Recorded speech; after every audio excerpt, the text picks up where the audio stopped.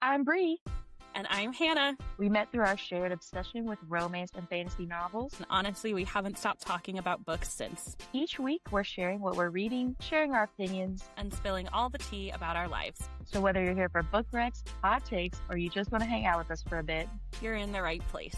We're also talking about life, sharing our highs and lows, and having the kind of conversations we'd have over margaritas. Welcome to Chapter Chats.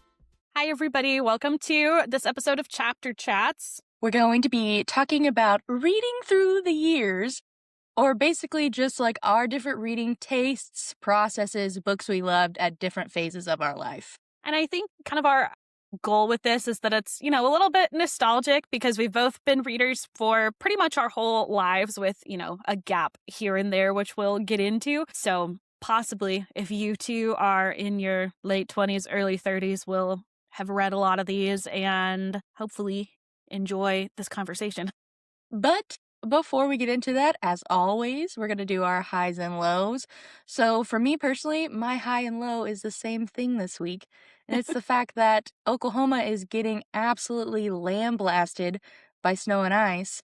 I think we're supposed to, in total, get like 12 to 13 inches, which I don't even think I've ever seen 12 to 13 inches of snow at once in my lifetime.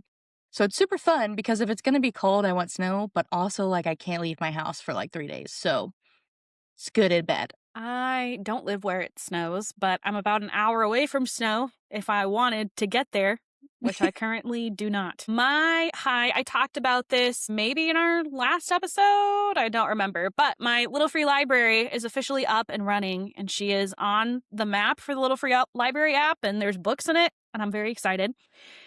And my low, I couldn't really think of like a legitimate low, but I feel like I've just been feeling kind of gross this week, like getting random headaches, not wanting to go places. I don't get sick, legitimately sick very often, but I do get migraines, which are their own type of illness, just not contagious. So, but they're the worst. So I haven't gotten one of those recently. I just feel kind of like in that space, This is the season where I don't think I've never been legitimately diagnosed with seasonal depression or anything, but I notice as soon as like daylight saving starts again that I just feel happier. So I'm in the blah stage of things. That's so relatable. I was literally talking to my therapist last week and I was just like, I need the sun and I need a warm sun. Like right now, we did have the sun a little bit here this week, but it was like 14 degrees. And I was like, that's not doing it for me. Like I need vitamin D and 70-degree weather.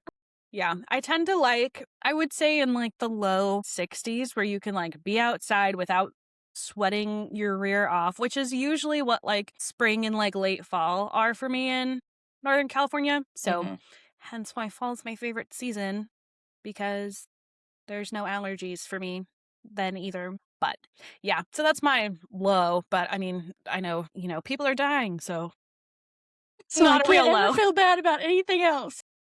How about recent reads? Okay, so my recent read was The Compound, and I was looking up how to say her last name, or her first name, really. I think it's Aisling. Ailing. I think it's Ailing. Yes, so I can't pronounce English words, let alone any other nation's words. So, The Compound by Layne Rawle, and I stand corrected, it's Aisling. So, yeah. Sorry. Her name is Aisling, and I hated this book. I gave it 2 stars. I think it's not badly written, and the premise is super, super cool. It's like Love Island meets Survivor meets Lord of the Flies, which to me sounds like an awesome book. Yeah. But the FMC, the like main narrator, because you don't get any other points of views, it's just Lily's point of view, and I couldn't stand being in her head. She made me want to punch myself in the nose.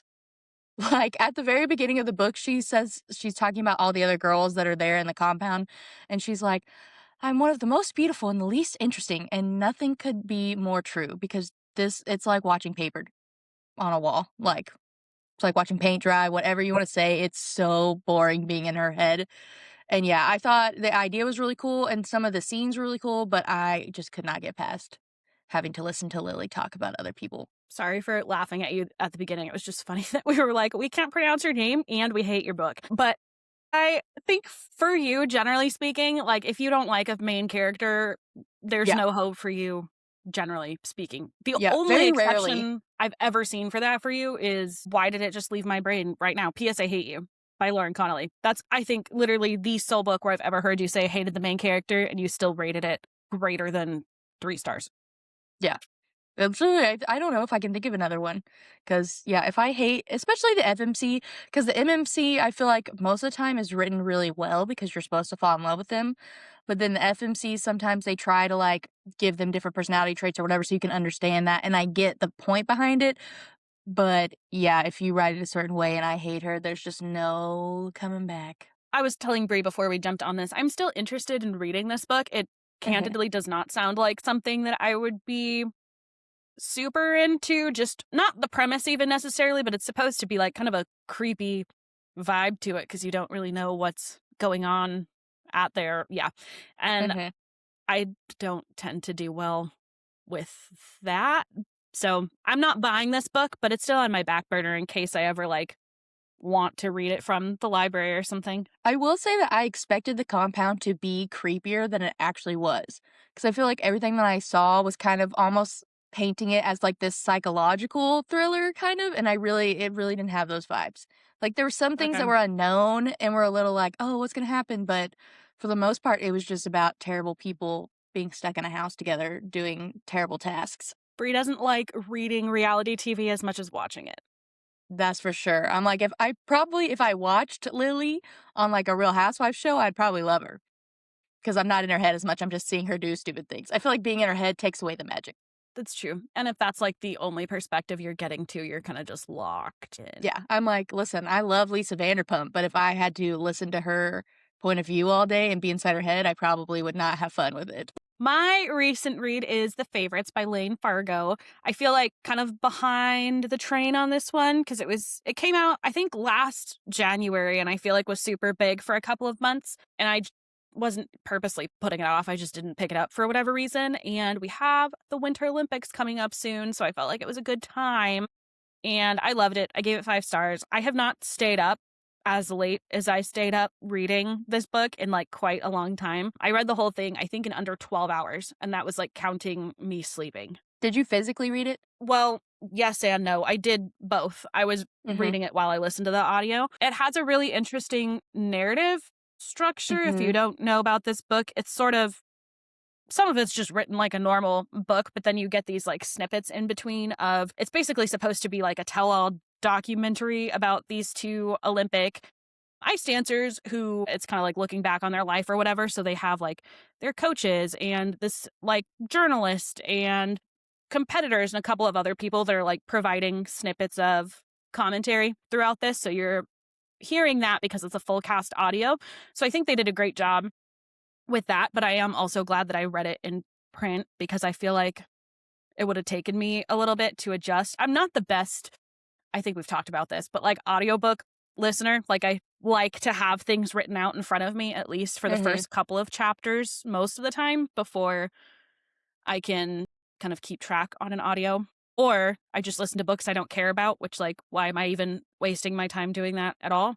So that's a whole maybe long form conversation we can have another time. But I really like this book. It's just addictive, I think is the best way to describe it. And I actually really liked both main characters, but they both make really horrible decisions and like love each other in like a very, I would say, like selfish way on both of their parts. Like I think they really try to be everything the other person needs, and it just doesn't work out in any context. And they're also, they come from like very difficult home lives as well. So I think you're kind of dealing with them working through that while also pursuing this dream of being Olympic ice dancers. And it's a hard read at times, but I think the way the author was able to kind of sprinkle in the like tidbits from the docuseries of being like, if we all knew like what this moment would mean for the future or whatever, and you're like, well, I want to know what this moment meant for the future. So then you just keep reading. And it's short chapters, so very, very bingeable. Yes, I listened to the audio. I absolutely loved this book. I gave it 5 stars. I thought the audio was fantastic. I really thought the mixed media of like the podcast episodes or the newspaper clippings or the TV shows really came to life in the audio, which I thought was fun. Whenever I recommend this book to people, I always tell them it's like if you put Daisy Jones and the Six by Taylor Jenkins Reid, Carrie Soto's Back by Taylor Jenkins Reid, and The Toxicity of Magnolia Parks into a book, you get the favorites. Like, those are the vibes of that book, and I am obsessed with it. It is so good. Did you ever watch Spun Out or Spinning Out? Mm-mm. It was a show about ice skaters on Netflix, and it got canceled after one season. But that first season was like so good. You would love it. It was kind of like Ice Princess with like depression, My favorite but things. like really similar in vibe to The Favorites in terms of like it was the older sister that was like the main character, and she had a younger sister who also ice skated, and their mom like used to be a big ice skater but like got injured and had to stop, and so now she's kind of like really poor because she's paying for all of their ice skating stuff, which is not a cheap sport, but she's kind of just like that's all she cares about, and so it's this weird like family dynamic plus the ice skating big feature of that, and then the other kids in her like classes or whatever that are trying to become Olympians as well. Super good show. You should watch it. I'm really sad they canceled it. Let's check it out. Okay, so now that I'm not cutting myself off, our main topic is going to be about reading through the years, like Bree said. So we've kind of divided this up into like general phases of life rather than being like, when I was 7 years old, I read this book. So we just kind of thought of a couple that sort of, I would say, capture that phase for us, except for adulthood when we're just talking about like the first books that got us back into reading as adults, because you can listen to the rest of our podcast episodes to see all of the other books from this current time period as it exists. Do you want to kick us off? Sure. So for my like childhood, I read a lot growing up. Like literally, even as a baby, like my mom read to us every night. Like I started talking at like before 1, and I started reading around 2 or 3. Like my mom was big on forcing us to read, and now I'm super thankful for it because I've spent my whole life reading because of it. So I feel like I have a ton for my childhood, but to like narrow it down, the first like biggest one would be The Chronicles of Narnia. And that was like my mom reading it to me as a kid and then me reading it by myself. Literally every single book. Obviously the most famous is The Lion, the Witch, and the Wardrobe. But every single book, I feel like I loved Prince Caspian. I loved The Magician's Nephew, which no one talks about. Like, I just really, every single book there is so good. And I love C.S. Lewis even now as an adult. Like, he is just, the way that he wrote was just very immersive and imaginative while still bringing all of the like Christian principles that I care about to the front. And I just think he was a genius. I also read The Chronicles of Narnia when I was little. I think at some point, same thing, my mom read us all of them. I really don't have any memory of any except Lion, the Witch, and the Wardrobe, Prince Caspian, and Voyage of the Dawn Treader, because I read those on my own later on. But yeah, I think if you're like been a Christian kid your whole life, you've probably run into The Chronicles of Narnia, even on accident, once or twice. Yeah. You probably had those somewhere in there. The next, do you want me to do all of mine, or are we going to go back and forth? You can do all of them. I had Chronicles of Narnia on mine too, so I feel like we're going to naturally have commentary amongst it anyway. But I'd say the next one isn't a series, but the book Because of Winn-Dixie. I loved that book. I read that so much as a child, and Bridge of Terabithia. Like those two, like when I think of my childhood, like those are the books, especially like emotional books that wrecked me. And mostly because a lot of these books too were books that my mom like read to me before I could fully read, and then I read myself. So it's like years of reading these books like multiple times. That's where my love for rereading probably started.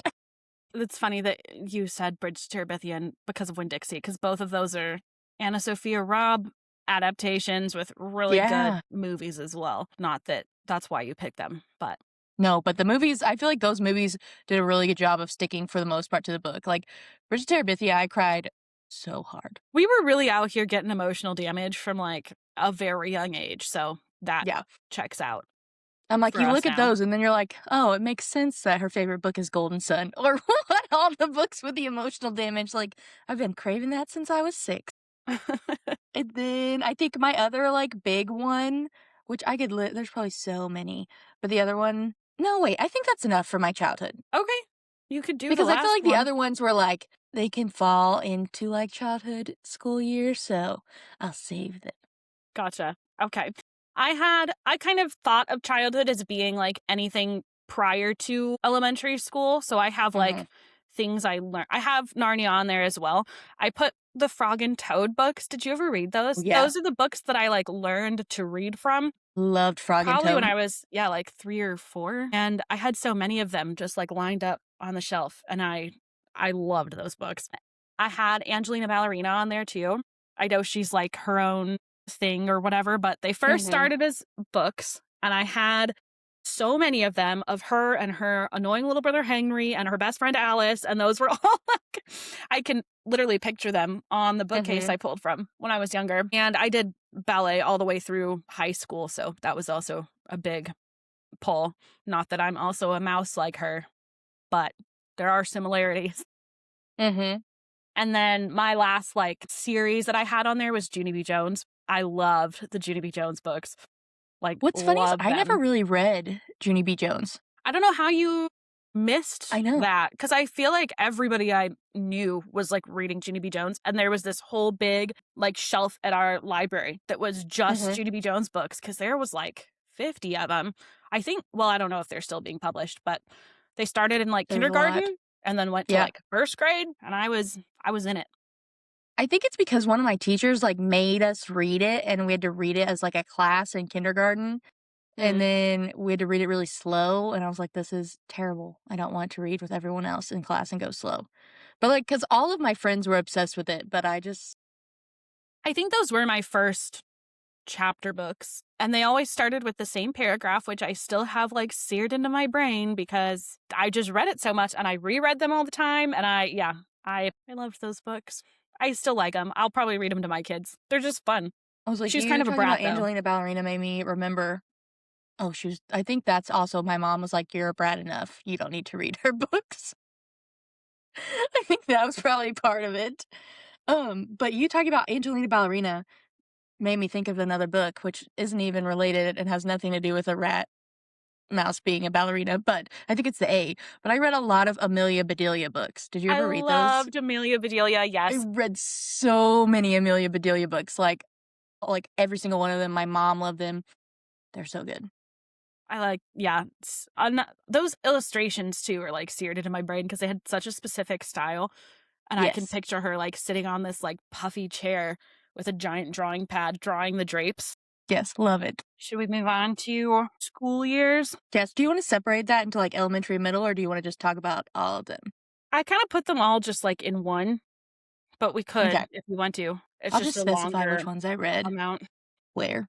Okay, you go first this time. Okay, so I kind of lumped most of these together, and I think we have quite a bit of overlap on some. So my first one I feel like is a classic, which is Harry Potter. I think I started reading these when I was 8, maybe, and flew through all of the ones that were out at the time. And then I had to wait for, I think, like 5, 6, and 7 to be released. I started reading them. Loved them. Still love them. This is my first, like, fandom, I would say, in terms of, like, I wanted to consume all the content I could about it. I was going and reading, like, blogs and, like, watching the movies over and over again. And, like, we used to, I don't know why I'm acting like no one else knows about these, but I used to sit for hours and watch the bonus features on those DVDs just to, like, see the behind the scenes. And I was just obsessed. So Harry Potter was honestly probably the overarching one across that whole period. Yeah. Because then I got into, like, fan fiction and all that. That's my first one, which I think you had on yours also. Yeah, love Harry Potter. I literally, like you said, I started when I was in elementary school and read all the way till the 7th one comes out, and I literally remember the midnight release of Deathly Hallows and like going to Walmart with my aunt, and I had the flu, but I'd been waiting for this to come out, and I was like, I still gotta go. And me and my aunt went, and we both had the flu and looked terrible, and we got like the first copy in the Walmart of my small Kentucky town, and I was so excited. It was like the biggest deal. I was always supporting indie bookstores from a young age. I went to our local bookstore called Booksmart, and they hosted like a midnight release party. And they were half bookstore, half like coffee / ice cream shop. And so they made all of these like Harry Potter, like they made butter beer and like fire whiskey, and like all of these themed things, and people dressed up. Like I had a like Hogwarts student robe thing I for love that. Halloween. So everybody was all dressed up, and they did like a trivia question thing. And I remember I was so proud of myself. Distinctly remember this because one of the questions is, what was the first book that Sirius Black was mentioned in? And everybody's like, Prisoner of Azkaban. And I was like, it was the Sorcerer's Stone, which is true because Hagrid borrows his motorcycle. Obviously a highlight of my childhood, but it was so fun. And then we got home and I read all through the night, and I read literally just, I think it took me like probably close to 24 hours straight, where I just read the entire book in one sitting. And that's the first book I remember doing that was like an actual binge book-sized book, and not just like a series of unfortunate events book that took like 2 hours to read all the way through. You know what I mean? Yes. So good. And I Lots of think good memories. Harry Potter is just so special too, because obviously we read it young. We've read it tons of times since. And like for me, it's like a family thing. Like we still every year host like Harry Potter movie nights with my little cousins and my aunt and uncle, where we all get together and watch a different movie, and we have butterbeer and we make snacks and we do a big thing. Like even to this day, like it's still like something that we still share with like the next generation. So I just think it's a series that has such a special place, in my opinion. And I think it's such a coming of age book too, and so it's naturally going to be nostalgic for that reason, especially because we grew up with Harry in a way, and because he was, I mean, technically, I guess, older than us somewhat, but like when the books were coming out, it was around when we were those same ages, and so that, and then combined with, like, I used to always go to the midnight premieres of the movies as they came out as well, so it was just a whole cultural moment. And I feel like there's nothing, honestly, that's really equivalent in the same way for kids these days, just because Harry Potter was like kids, but it was adults also. Like everybody was involved in it. And I feel like now there's such a divide between like kids entertainment versus adult entertainment, and you don't have the same amount of, you know, all 8 movies got the same hype in theaters as the books did. And I don't know, I think the closest probably is Hunger Games, but even that, just content wise, necessarily can't include kids as much. So that's a whole other rant. But no, I agree with everything you said. And I did mention this while I was talking about Harry Potter, but the next one I had was Series of Unfortunate Events. I loved Series of Unfortunate Events. I remember the first one ever, I had the flu and my aunt came over to take care of me and read me the whole first book, like just sitting on my bed with me reading to me, because she had read them to her kids and they loved them. And I, after that, was like, great, I'm all in, and read there's 13 books. I think only, I want to say like 10 or 11 at that point were out. And so I binged them, and then same thing, waited for the next few. Series of Unfortunate Events has had a couple of adaptations where the movie I think was cool in vibe, but trash in terms of like following the book. And I think the show that came out with Neil Patrick Harris on Netflix a couple years ago did a lot better, but I haven't watched the whole thing. Not for any particular reason. I just haven't watched all of it. I've seen the first couple of episodes. You didn't read those, did you? Or did you? Did, but I've only read it once, and it was in middle school, and I literally, because they were so short, I binged them all, and so I don't really like I remember enjoying them, but it didn't impact me probably as much as it did you, because I just read them so fast, and then I moved on to other things. Fair enough. I had the American Girl books on mine. I loved all of those. I had Kirsten, and my sister had Molly in terms of the actual like dolls, but we had all of the books for everybody. And so I liked reading those a lot. I've always been very into historical fiction from like a young age, so that kind of scratched that itch as well. And I have Percy Jackson on here. I am a Percy Jackson apologist. I love Percy Jackson. Even to this day, some of my like favorite characters and like fictional couples come from Percy Jackson. And see, I read the OG trilogy of Percy Jackson. I loved all 3 of those books. No, like just the first 3. I read the first 3. And then the 4th one hadn't come out yet. And so there was like a really long time. And from where I read the first 3, there was a really long time from when I read the first 3 versus when book 4 came out. And then all of the other books that have ever happened that he's written. And so that lull, I just started reading other things, and I never went back. And then by the time I went back and read the 4th one, like I didn't have as much magic as I did when I read the first 3. Like I devoured the first 3 books, and I loved them, and I was so excited. And then so I would like to go back and reread. I have them I think they're upstairs now. I had them down here at one point. But I would like to reread them all, like, straight through versus, like, having that big gap, because I definitely think that that impacted my elementary, middle school brain when I was reading them. They all very much leave off on cliffhangers too, so I feel like if you let that sit long enough, you kind of lose, Mhm. you said, the urgency. But yeah, I think you should reread them. I reread them maybe in like 2022, 3, and I It feel was, like like, right after we became friends. I think they're like just as good as an adult, and you get more because Rick Riordan writes in the way that I feel like there's quite a few children's shows that do this too, or like movies. Specifically, I'm thinking of like Tangled and Zootopia that have a lot of jokes in there for adults that Mhm. kids just won't catch.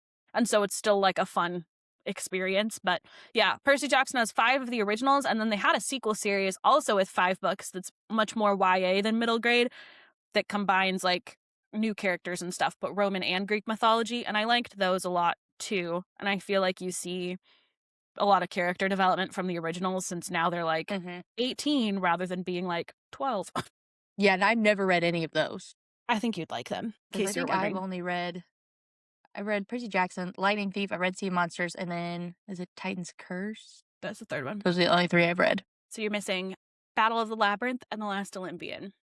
And The Last Olympian is probably my favorite of the series. So I bought recently the box set because it was on sale on Amazon. So I bought one for me and I bought one for my little cousin. So I thought I would read them with her. She's a Hopefully. good age for it too. Yeah. Then I had the Dear America Diaries on here, which kind of fits with the historical fiction edge. Did you ever read these? They're I don't think like, so. there's probably like 100 of these, and all of them have like the same style cover with like a colored border, and then it looks like paper, and then a picture of the main character, but like as if it were taken at the time that they were living. And so Mm. like they're kind of like aged or like black and white depending. And my 2 favorite ones, there was one about Hattie who went across the prairie on the Oregon Trail. Loved that one. And like she was in love with this boy and they were going to get married when she was like 14, but then he like died of cholera. Like it just it's like very intense stuff here. And you might have picked this up from the title of them, but they're all written in like diary format. So you're reading just the epistolary version of all of these character stories. And my other favorite was one about a girl that was on the Titanic. And that probably kickstarted my weird obsession with the Titanic because I did have that when I was younger and I still sort of do. I mean, it's hard not to be obsessed with it. Yes. I also put Nancy Drew on there. I love the Nancy Drew books. I don't think I've read all of them, but like close to it. And then did you ever read the Gallagher Girls? I think we were talking about this, but I don't know if you ever said you had. I don't think I have, actually. So the I was like, Gallagher it's been Girls, recommended to me. in the way that I feel like a lot of people our age were like obsessed with vampires, the thing before vampires was spies. Like I feel like there were a lot of spy books. And so Gallagher Girls is about a spy school. So obviously that was super intriguing to me.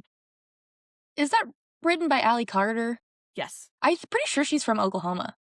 she is. Yeah, so I was like, someone was like, oh, you should read her because she's from Oklahoma. And I was like, yeah, and then I just never did. But I've heard really good things. They're really fun. I have always really enjoyed like boarding school books too. So if you have, that was kind of like the start probably of my dark academia obsession. But anytime you have like a boarding school, that was already one of the like niche topics where I'm like in it. Mm-hmm.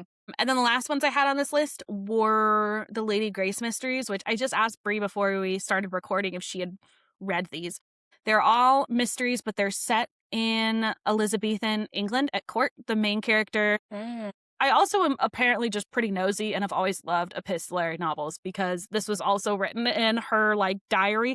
So you're kind of trying to figure out the mystery with her. Her name's Grace Cavendish, and she is a lady in waiting to Queen Elizabeth. And so she's got like her best friend like works in, I want to say either the laundry or like the kitchen or something as like a servant. And then the other one is one of the like tumblers from like the Queen's like jester troupe or whatever. And the 3 of them are just always running around solving mysteries. But each of these like titles are around like alphabetical letters, so I bet there's going to be 26 in total, but I think they only went up. I only read up through 6 because that's what my library had, but I just looked it up, and apparently they have all the way through 12, but they have like a letter for each one. So the first one's called Assassin, the second one's called Betrayal, the next one's called it's not Collusion. I don't remember. I'd have to look it up. Deception, like they all kind of follow words. Really fun. Again, historical fiction was always my jam. And they're for kids, so they're not super scary, but Yeah. So just mysteries, not thriller mysteries, but just mysteries. And I'm sure I could think of more, but that's what I had. Okay, so for me, school years. I read in elementary school. I also read Nancy Drew. I also read the Hardy Boys. I don't know if you ever read any of theirs. My library had a huge selection that was like all of the Hardy Boys and Nancy Drews. So, and Sweet Valley High. We had all of those too in elementary school. So I just remember getting those all the time. Also, I read all of the like children's versions of classic novels. So like The Great Expectations, but it's been like condensed for kids. I don't know if you ever read those. I read a ton of those. I did not, actually. I was tortured with the original versions later on in high school. No, I was like, I think that's what made reading the full version so much easier because I'd already read like the child's version. So, and then I put Fable Haven. Have you ever read that series by, I think it's Brendan Mull? I don't even think I have heard of these. That's like one of my first like fantasy series. I'm pretty sure it's Brandon Mull. The picture is like, you can't see it because of the glare, but it's like a little troll. I remember seeing these in like on my library shelves because I never owned books as a kid. Like I got everything through the library. So I wasn't reading a lot of times what was popular because they wouldn't be on the library shelves. Because everyone would be checking them out. I got these all in my elementary school library, and I was literally obsessed with every single book. It was so much fun. I think I read through Secrets of the Dragon Sanctuary. Started my love for dragons. I didn't ever finish it because the last book came out in like 2010, and I was already kind of out of that phase. But I remember being so obsessed with them, and my elementary school had like a little like book club, and we got to pick books, and I picked that for 1 month, and it was super fun. I also read Inkheart. Did you read that? By Caroline, was it Funk? That was the first time I ever said the F word because I didn't know how to pronounce her name. It has like an E on the end, right? Yeah. I think it was Funke. And literally, the first time I said it, I was like, Caroline, to my mom. And she was like, what? And I was like, that's her name. And my mom's like, there's an N. So like, I don't think it is. Yeah. I vividly remember that happening, but I loved that book series too. It was so fun. I started reading fantasy pretty young, I feel like. Because those were both in elementary school that I read both of those series. They're like middle grade, early YA books. And then I read a lot of just like one-off books all through elementary school that I can't remember. But when I got to middle school, I really just like exploded in reading because I'd already loved it. But my middle school librarian was actually one of my mom's best friend and my family friends. So she's like known me since I was little. I babysat her kids in high school. Like I've always been super close to her. And so her being my librarian, like we would read books together. She would give me book recs. I would help run the book. Like we just were very, very close. And so she was always giving me like the first books that were out. And so I vividly remember the Hunger Games series, reading that in 7th grade. I was telling Hannah that in 7th grade, my teacher would do this thing where everyone had to read like a paragraph or two from a book, and you had your own like day to like get you used to like reading out loud and speaking in front of people. And you could read any book you wanted. And there was like 10 of us middle school girls who were reading the Hunger Games. And some girl in our class was like, I'm going to read this scene. And it was like a big spoiler scene in the middle of the book. And we like had a protest riot. We were like, no, this girl cannot read this book. Like it's going to spoil everything. And we all literally sat in the back with our like ears covered. So she wouldn't spoil like part of the games for us. And I was absolutely obsessed. I love that. Also, I feel like I don't really, like obviously now, I look back and I'm like, wow, the Hunger Games was pretty dark for me as a 7th grader to read.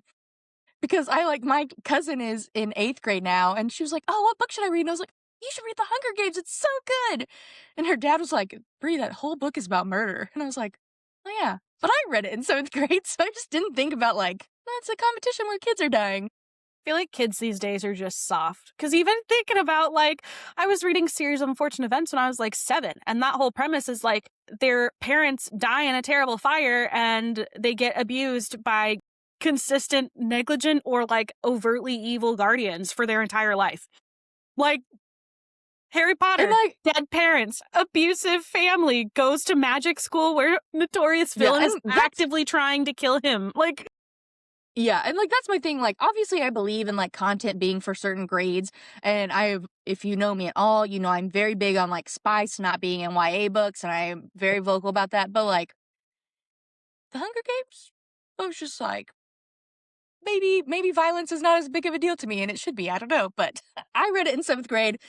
I turned out fine. So I think, well, no, I think that the thing about Hunger Games, though, is even though violence is like a part of it, gratuitous violence isn't. Like, it's very much part of kind of a whole narrative as opposed to like it literally being about murdering kids. Like, I would say that like there's more gratuitous violence in Lord of the Flies than there is in Hunger Games. And so even though there is killing going on, like you're following everything from Katniss's perspective, at least for the first 3 books. And I feel like because she is used to hunting and being around like dead Mhm. animals and things, she doesn't like fixate or focus on a lot of the stuff that would normally be like, what the heck? Which obviously they can't do in the movies because if you're showing it on screen, of course there's going to be blood flying and like, you know, gross, whatever. So I think the books actually aren't maybe as bad to watch, especially because you can kind of tone it down in your own brain when you're reading it. Mhm. But No, I agree. And then the next couple ones that I have are all middle school books that I binged. I was a huge fantasy dystopian reader in middle school. So I read the Gemma Doyle series, which the first book in that is A Great and Terrible Beauty by Liva Bray. I love that whole series. Hannah, you would love this series. It's basically like kind of fantasy at a boarding school in Englandish kind of like setting. She basically like England-ish. I'm pretty sure her yeah, I'm pretty sure like her parents or something died. I don't remember exactly. And she goes to this boarding school and then it's kind of like haunted. You find out about magic. There's this secret guy who's not a part of the boarding school who you think is bad, but turns out not to be too bad, you know. Like, and there's a labyrinth maze that they get stuck in. Like, it's just, the whole series is very, very good. There's like I think there's 4 or 5 girls that are in this boarding school and they're trying to figure out this like secret magic and history of it. It's really good. It sounds fun. I'm excited to have my own kids so I can like go back and read stuff with them that I like missed on my first pass. You know? Yes. I was like, "Is that" I definitely think that's one for you. I loved the Graceling series. I don't really think that's the name of the series, but Graceling is the first book by Kristen Kishore. I think that you don't think that's the name of the series? I don't remember. It might be. Graceling Or like Realms. Graceling Realm, maybe? Yeah. I was close. So Graceling, Fire, and Bitter Blue, I read all 3 of those in middle school. And then I haven't read the 2 newer ones that came out later, but I was obsessed with especially Graceling and Fire. Like, I really that was the first time that I had female main characters that I thought I could relate to and that their journeys really felt relatable to me, even as a dumb middle schooler, like, just reading about them fully hit. Oh my gosh, I just realized one series I was gonna talk about for elementary school, let me rewind it a little bit, was the Spiderwick Chronicles. I was obsessed with the Spiderwick Chronicles. Did you ever read those? I didn't, and I for a stupid reason, I didn't like spiders. And I was like, I'm not picking this up. The spiders don't play that huge of a part in the books. I'm sure they don't, but that's where I drew a line for myself. But like I said, I was only really reading stuff from the library. Like, I didn't have anyone that was like Yeah. actively recommending books to me. So if I didn't like the name or the cover, like probably I had no interest. I was like, because the Spiderwick Chronicles, it's written by 2 people, but I'm pretty sure one of them is Holly Black, right? Yeah. And so I love Holly Black as an adult. And so that was my first like introduction to her. I was obsessed with that in elementary school. I remember you I talking think, before about how much you've loved them. And I knew a lot of other people that did too. So it's not like they weren't around. I just never Mhm. did. I get stubborn about weird things, as you probably will notice as we go through this. I will say, I think you would like them now, and that there are spiders in it, but it's not like spiders aren't the main focus of the book. There was a lot of people too that because they came out after Series of Unfortunate Events, I think it's 3 like orphaned kids or whatever, and Mm-hmm. Spiderwick's obviously much more fantasy based than Series of Unfortunate Events, but I think you were kind of one or the other as a kid. Like, I don't know a lot Mm-hmm. of people that were like super into both. Yeah, I can see that. Obviously, look at us. And then my last like school years for elementary middle would be the Mortal Instruments series, which I started in, I think it was 7th or 8th grade. And only the first 3 books of the series were out, and then I like read them as the rest of them came out.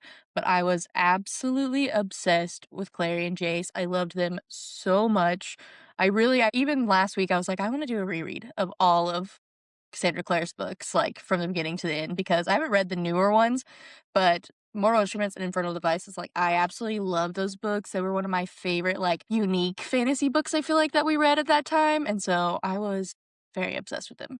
And that's a good transition to high school. So if you're listening not in the United States, this would be from the like, I don't know, how old are you in freshman year? 13 to like 17 or 18-ish range. So like firmly in the YA age range at this point. Yeah. And I one of think the I was first ones, 15. you wouldn't have been, you might have turned 15 freshman year. I turned 15, but because of the way California, this is a whole separate conversation, I guess I really don't need to have, but because of the age brackets for like California and Kentucky, because I was born in California and I moved from California to Kentucky when I was 2, and the cutoff date to go to preschool in Kentucky was older than it was in California. So if I'd stayed in California, I would have been a year ahead in school versus what I was in Kentucky. Because my birthday was in October and the cutoff was like October 1st, and my birthday was like October 9th. So they were like, sorry, you have to wait a whole year. So yeah, I turned 15 a month, 2 months into school of my freshman year. So I was just always older that way because of Kentucky's dumb rules. Not that anyone needed to know that, but now you know some facts about Gotcha. Kentucky education. Which makes sense because I was a year ahead. I was homeschooled for my first few years of elementary school. So I did kinder and first in the same year. And so I was, like a year ahead for every year after that. But I was born early in January. And I think January itself was our like cutoff date. But because I was a year, So I'm 3 years younger than Bree, but I graduated a year before you because of you being back and me being forward. Otherwise, we would have been, in theory, Wait, you're the same year. You're not 3 years younger than me. Sorry, 3 months younger than Bree. I was like, wait a Did I second. say years? My Have I bad. had your age wrong this whole time? No, you're No. 3 months. 3 months younger. Math is not our strong suit. Yeah. So since Bree's talking about Shadowhunters, I had these under my high school years because that's when I read them, but I wasn't into the Mortal Instruments really as much. I love the Infernal Devices, and I read those first, which I know people have big feelings about. And then I went back and read Mortal Instruments later, and I've only read those 2 and then a few of the novellas. I would like to read the rest of her. I think she has 2 more trilogies after that, and then she's coming out with a final trilogy. I think the first book gets released this year. I think so. Or it's the last book ever. I don't remember. We should look at that, I guess. I was like, I'll check that out later, but since we're on air. I will say, if I had read the Infernal Devices first, I do not think I would have loved the Mortal Instruments as much as I do. But And because I read that, I was like, because I read that first, like I loved Claire and Jay so much, and then the Infernal Devices I loved more, and I also read that in high school, and I loved it so much, but I still love the Mortal Instruments as much because I didn't have like the expectations of the Infernal Devices, I feel like, when I read it. Okay, The Last King of Fairy is the first book in the Wicked Powers, which will be released in fall 2026, and the Wicked Powers as a whole is the final trilogy in the Shadowhunters Chronicles. And then we have the name of the next book in that trilogy, which will be The Last Prince of Hell, and that's due for fall of 2027. So I would like to get caught up so that I can read these as they come out, but I don't know if that's a this year thing or if I want to wait to do it kind of all in one fell swoop once, like in advance of the last book coming out. Yeah. And I've also read, which I don't think maybe you have. I read Swordcatcher by Cassandra Clare last year, her new like adult fantasy. I loved it. I think you would really like it as well. Not that that has anything to do with Shadowhunters, but okay. Next, I had The Selection, which I don't think, or did you read the first one now? You still haven't. Okay. I've never read it. So it's a trilogy. And I think there's some extra companion novels after it now, but only the first one was out when I was in high school. And so I read them as they came out. And it's basically like dystopian Bachelor with a royalty, essentially. Super fun, very easy, not a lot of brain power involved in reading these books, but I think this and The Infernal Devices, I think, were what kicked off my love triangle obsession, and I remain obsessed. So if that tells you anything. I had Hunger Games on my high school years as well. I was talking to Brie about this. I read them a little bit later, maybe like a year or two before the movies came out, which was, I think the first movie would have been in 2012. So I would have been a sophomore in high school. And then I had The Book Thief on here as just a one-off. Still one of my favorite books to this day. It's by Marcus Zuzak. There is a movie that is not as good as the book, but this is the first book that I remember like emotionally wrecking me for like multiple days. Mm-hmm. I also, this was like the closest I ever got to being a bad kid, was binging all of the Princess Diaries books during my like very early high school years. If you've seen the Princess Diaries movies, they are rated PG. The books are very much like PG-13 to R with the level of like description that they go into. And I ate them up. But my mom, rightly assumed that they were like decent books to read because the movie is so tame and has, Anne Hathaway and Julie Andrews and like very upstanding ladies. The books taught me a lot of things that I didn't know about previously. I can tell you that much. And then the last one I had on here for high school was The Fault in Our Stars by John Green. We were talking about John Green books earlier, and I think, The Fault in Our Stars was probably my favorite one, and one of the best, I think, book to movie adaptations that we've had in terms of like good. YA books. Really good. I have so many John Green books that he's come out with in like the last 5 to 10 years that I haven't caught up on, but I would like to. I feel like John Green was such a big thing when we were in high school. Yes. Speaking of that, I was like, I have a John Green book. It was Looking for Alaska. I was telling Hannah, I literally was so obsessed with that book. It was probably a problem, and it definitely was not. I feel like I read that my freshman year of high school, and I don't really feel like it was that appropriate for me as a freshman to read. There were things in there that definitely were. They're like smoking, doing drugs. Yeah. I was like, my mom read it after me and was like, oh my gosh, I can't believe you read this book. But I was like, too late. But I was obsessed with that book. I loved it so much. I actually don't know where it's at, but I had a picture that one of my friends painted for me with a bunch of quotes from that book. And it was in my dorm room all through college. I love that book. I also had The Infernal Devices on there. I loved The Infernal Devices. I did read that in high school. So good. I have Sarah Dessen books just in general. Like I read like Just Listen, The Lullaby, Dream, all of her books. Lock and Key, Forever and Always. Like I read all of those, and I just remember binging them all, and I loved them. They were so good. Did you read Sarah Dessen books? I read a couple here and there, but never like to the level that you or our friend Maddie was obsessed with Sarah Dessen too. Like I feel like you guys were like locked in, and that was not so much my experience. But I read some, here or there. I heard someone like refer to her as the Ellen Hildebrand of like 2010s girls. I'm like, yeah, that's that really pretty fits. accurate. Because I was like, literally, The Truth About Forever, This Lullaby, Dreamland. Just Listen was my personal favorite. But it's also very like, I feel like she was middle school, high school Colleen Hoover. I feel like her books really have a lot of the same vibes. And so, which I love Colleen Hoover books. I'm not ashamed. They're the perfect bingeable books, in my opinion, when you just want something easy. And Sarah Dessen was the same way for me in middle school and high school. Yeah. And then the other series I have on my high school, I have a ton, but the other one I would talk about would be the House of Night series by PC Cast and Kristen Cast. And let me tell you, I was talking to Hannah before we started filming.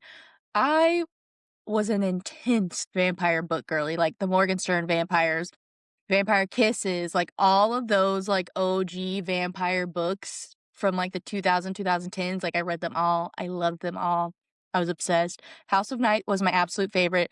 It's very much, I feel like, the same kind of vibes that you get from ACOTAR, just for like younger ages set with vampires. Like the Stark is very much Rhysand coded. Like all of these characters relate to how I feel about ACOTAR. But looking back at these series, I was telling Hannah, they're literally, vampire books are all about sex. And as a middle school and high schooler, like, I guess my brain was obviously not developed enough to pick up on that. But now I read it as a high schooler or as an adult, and I'm like, oh my gosh, my mom had no idea what I was reading because this is not appropriate at all in any sense of the word. Like, I cannot believe I got away with reading those. But the House of Night series has it has like 15 books, and I was so obsessed. I even had a quote from Stark in my Facebook bio at one point. Like, that's how obsessed I was with that series. Like, it meant everything to me.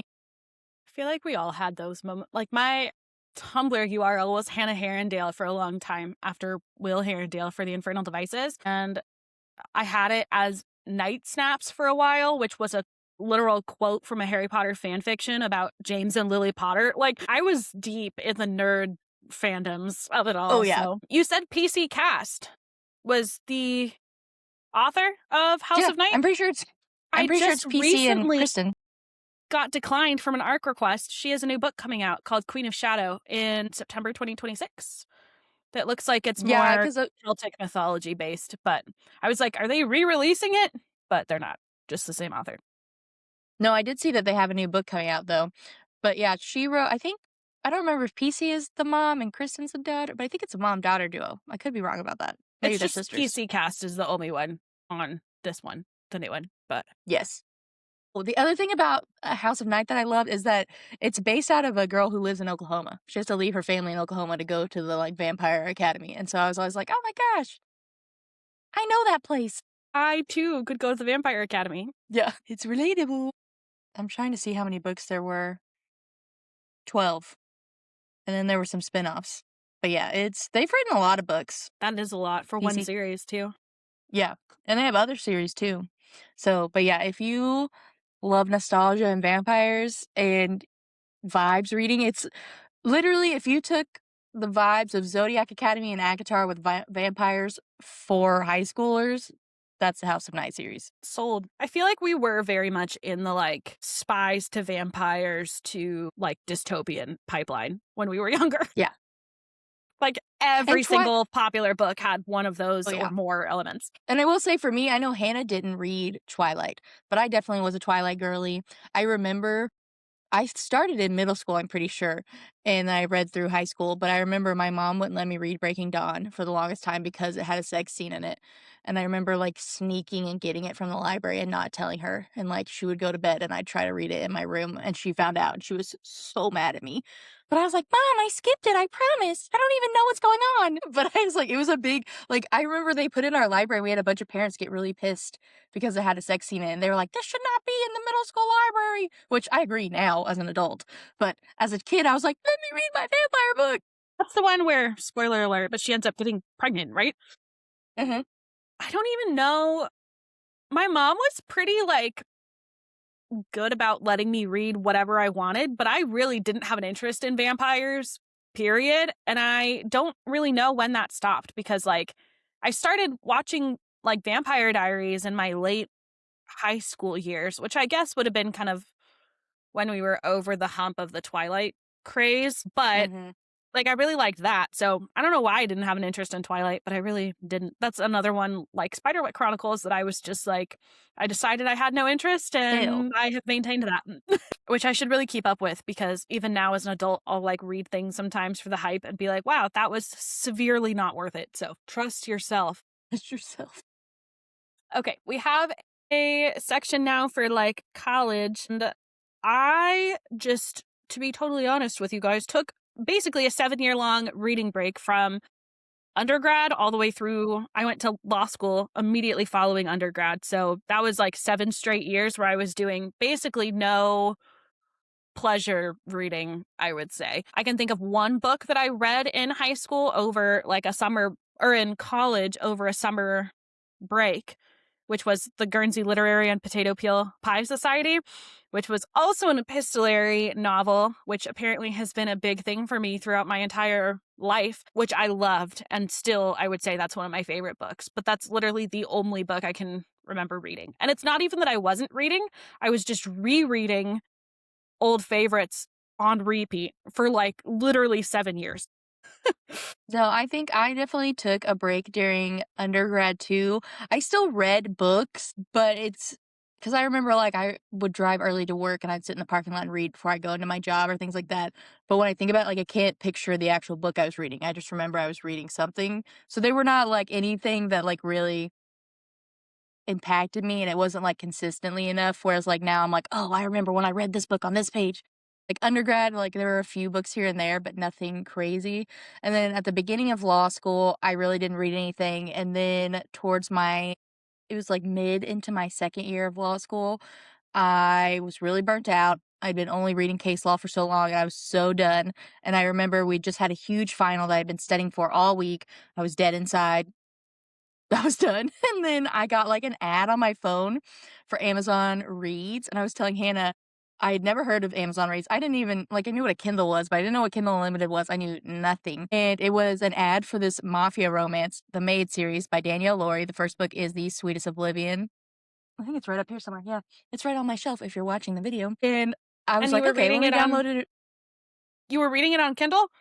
So It you was went on my out and got phone. this book afterwards. I bought this afterwards. I bought the book after I read it. But I just read it on the Kindle app on my phone because it was free through Amazon Reads. I downloaded it. I read it in a single day. It was a mafia romance, like two rival mafia families are getting a marriage pact to like join their families, and he is engaged to her sister, but he loves her. So it's forbidden, and then they end up getting together. And then I told Hannah, I was like, at the end, I binged this till like 3 in the morning. And at like the end of the book, like he like buys her like a carnival out because she's never been able to go to a carnival or the fair. And so he like rents it out and all our friends and family gets to go. And I literally remember like coming down the stairs to my roommate in law school.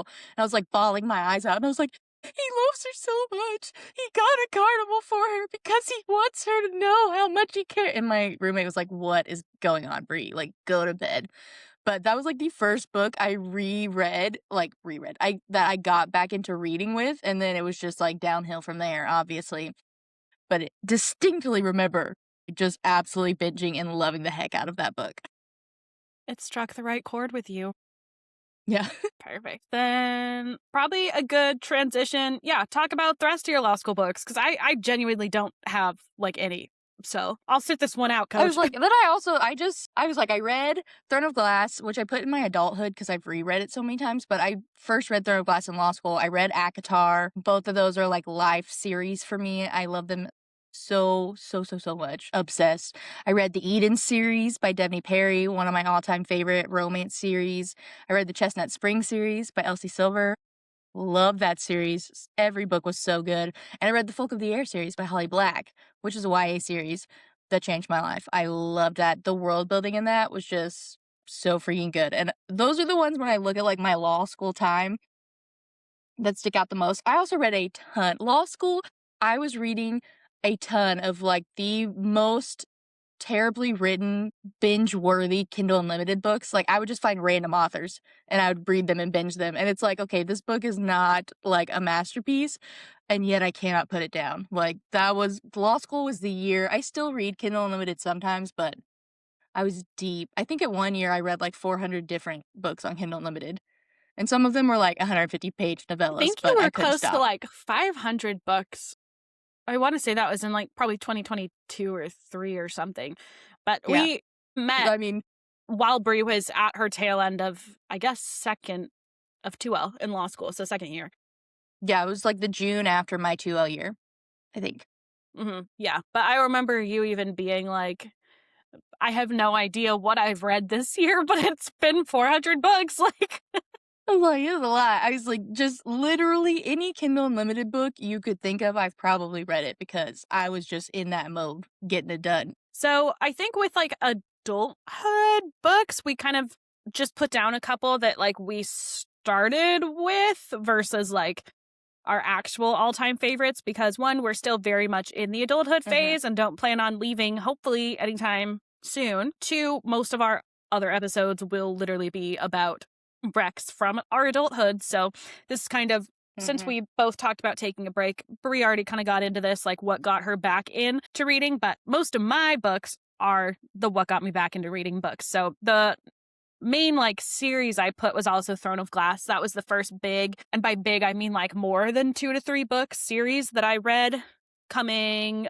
back online of being a reader. I was also listening to a podcast, Bad on Paper, which now has a different host, but at the time had Becca Freeman and Grace Atwood.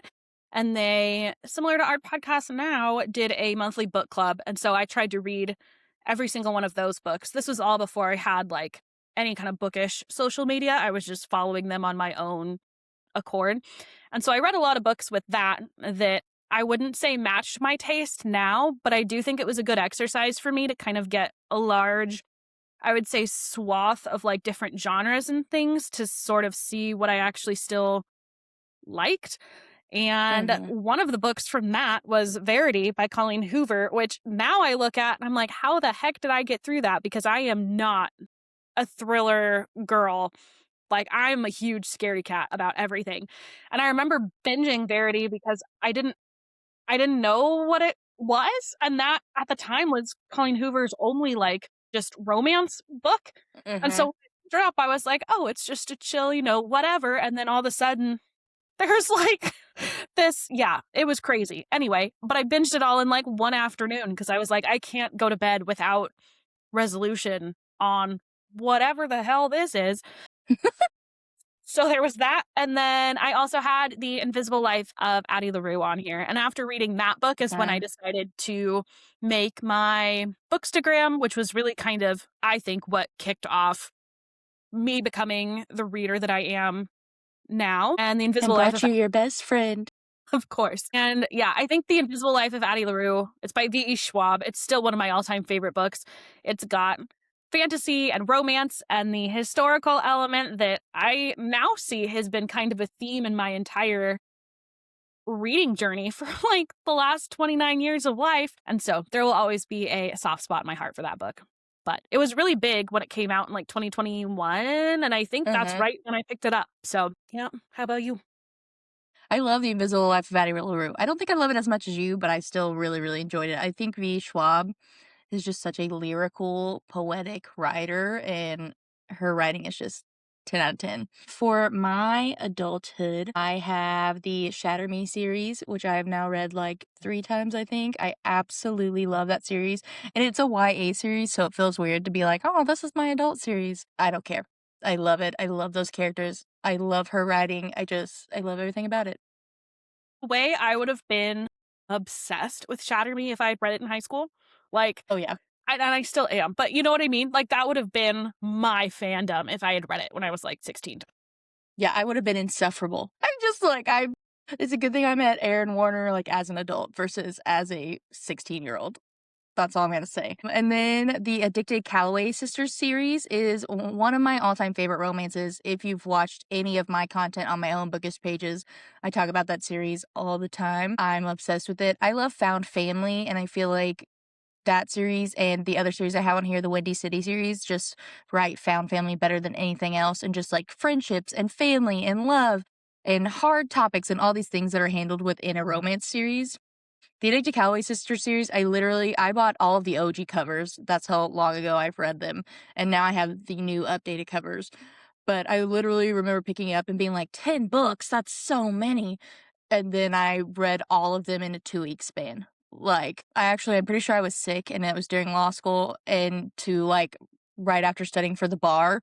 And I was just like devouring them. Like, it's a rough time out here during that. Yeah, so good. And then, like I said, the Windy City series is on there for me. I love that series. I actually just filmed a whole video about that this morning for my own page because that's how much I love that series. Like, sports romance is it's gonna get me every time. And then I have The Great Alone by Kristen Hanna, which is my favorite Kristen Hanna book to this day, I think. But most of her books are like 4 or 5 stars for me. I just really love her historical fiction and regular fiction books. But The Great Alone just has like a special place in my heart because of the themes, being in Alaska, the family, just so many things about it just got on my heartstrings. And Hannah really likes it too, right? I think that's my favorite Kristen Hanna book. I haven't read as many as you have. Like, I still have to read The Nightingale, which I feel like is the one most people are on about. Which is really good. But I really liked Firefly Lane. I really liked Homefront. Did not like Comfort and Joy. I haven't read that one. But yeah, I think of those, I think Grit Alone's my favorite. But I feel like I can't Yeah, say I it's have a favorite yet because I haven't read as many of them. She's got like a very large bibliography. So yes, she does. But that's definitely on there for me. And then I think that's obviously like The Hobbit, but I feel like that The Hobbit goes in like almost every category for me because I've read it like multiple times throughout every stage of my life, like from middle Yep. school, high school to now. And so that book is just like a life book for me. It's my all-time favorite book and I've read it so many times. It's ridiculous. But yeah, those would definitely be my like adulthood-ish books. Oh, I and like it. Crescent City. I loved Crescent City. I loved it more than Hannah overall, I feel like. Because you I really don't loved the feel like last I know book. that. What? I said, I don't feel like I know you liked it more than I did. I love House of Flame and Shadow, which I feel like is Yes. one of my most unpopular bookish opinions. But as like a whole series, I wouldn't put that for myself on the level that ACOTAR or Throne of Glass is at all. And see, they're all three tied for me, I feel like. Like, I loved House of Earth and Blood, one of my top SJM books and one of my top books, period. I loved House of Sky and Breath. And I love House of Flame and Shadow, too. Like, I gave all three of them 5 stars. So, but that's definitely an adult series for me, too, because I put it off for a long time because a lot of people said it wasn't as good as ACOTAR Throne of Glass and they didn't like the modern setting and they were freaking thick. And so I was just like, okay, I don't really want to read it right now. And then I'm pretty sure it was like a Target sale. And I got the first 2 books for super cheap. And so I was like, might as well binge them now. And I loved them. Cool. Okay. So I think that kind of wraps our like main topic. So we're going to do a closer. We're going to play Would You Rather today. And do you want to make these like bookish or just. I think all the ones I thought of were bookish. Okay. I haven't even thought of any. So I'll be making them up as we go. You want me to ask you first? Sure. Would you rather only read books that end in cliffhangers, counting the end of a series, or never be able to read a series again? Cliffhangers. No hesitation. No, because I love series so much. I would say a majority of my reading, honestly, is probably series. Yeah, I feel like most of what I read is series. And even if it's not, most of the books that I feel like have had a profound impact on me have been series. So there's no way that I would want to like just take those out of my repertoire, especially because I'm also a big fantasy reader. And I would say like probably 75% of fantasy books are series. So am I going to like cut all of that off or deal with a couple cliffhangers? And I think cliffhangers. And like we were talking about, I used to be very into fan fiction, so I'm kind of hardened to cliffhangers because there's so many of those that like are unfinished and probably will never be finished, and I just have to live with that. Okay, I have one for you. Would you rather only be able to read books that were published like pre 2025 for the rest of your life, or never be able to pick up any of those books again and only be able to read new releases? Oh my gosh. I think I would do pre-2025, but that sucks. I'm So a you huge never get like rereader. closure on stuff. Yeah, I was like, I'm a huge rereader, so never being able to like reread my favorite books again would be really hard for me. Like, I don't think I could do that. And I feel like most of the series I have are kind of finished now. Like, there are a few newer ones that have the new books coming out, but I think I would be fine if I could reread all of, like, if I could reread ACOTAR and The Cruel Prince and Chestnut Spring, like, if I could read those, I would be fine, I think. That's hard. Pick backlist 100%. I wouldn't even have to think about it. But I'm not a big like I feel like buzzy new release reader most of the time anyway, so that doesn't feel like a huge sacrifice. All right, you're Let's up. see. Do we want to do 2 or 3 each? Let's just do 2 because we're already we're at kind like of- Yep. an hour and 18. This is like a classic bookish would you rather that lots of people ask. But would you rather meet your favorite author or meet your favorite book character? What character? Yeah. I don't even know who I would say that is, but I think that would be more exciting than like the author. Because I mean, not that authors aren't fun to meet, you know what I mean? But I don't think it would have the same impact. Yeah, I mean, if you said you can meet Cassian or you can meet SJM, I'm picking Cassian all day long. Yeah, I feel that. Okay, last one for me. Would you rather live in your favorite fantasy world, but you die by chapter 10, live in your least favorite book, but you get to live forever? I'm trying to think of what my least favorite fantasy book would be. Would it be Fourth Wing? Because I don't There's really think I want to live in that Definitely world. been books that you've rated lower than Fourth Wing. But yeah, sure. You could go with that one. I feel like there's ones that you've hated more than that. I think I would go die by chapter 10 and live in my favorite. Like, I'll just live in the Night Court for 10 chapters and feel good about myself and then be out. I don't really know what fantasy world would be my least favorite? I didn't even mean it had to be fantasy world, just like least favorite book, period, if that changes your mind. Because I think I would pick living longer in my least favorite, because I'm pretty much like in the world of my least favorite book. I thought of I did normal my people. least. Like if I Yeah, get but to that's live like in like Ireland. Yeah. So I'd rather live forever in Ireland and, Marianne and I was like, Conrad is his name maybe, just like happen to exist elsewhere. I think my least favorite book would be the Atlas Complex, and I don't want to live in that space-time continuum, so I think I'm still going to pick Die by chapter 20. I'll have a really good Perfect. short life. Cool. Okay. Well, I think that's a wrap on our episode today. Thanks so much for joining us, and we'll And see you don't next time. don't forget that next week is our book club. So if you're reading it with us, make sure you're finished before next week's episode, because we've got lots of things to say. And as a reminder, that book is Things You Save in a Fire by Katherine Center.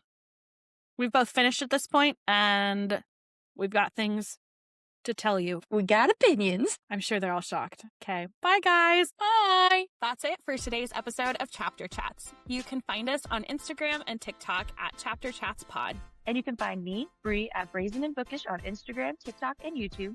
And you can find me, Hannah, at Bookshelvish on Instagram, TikTok, YouTube, and Substack. Or you can email us at chapterchatspod@gmail.com with book recommendations, episode ideas, or just to say hi. And if you enjoyed this episode, please leave us a review, follow, and subscribe on your favorite platform. Catch you next chapter.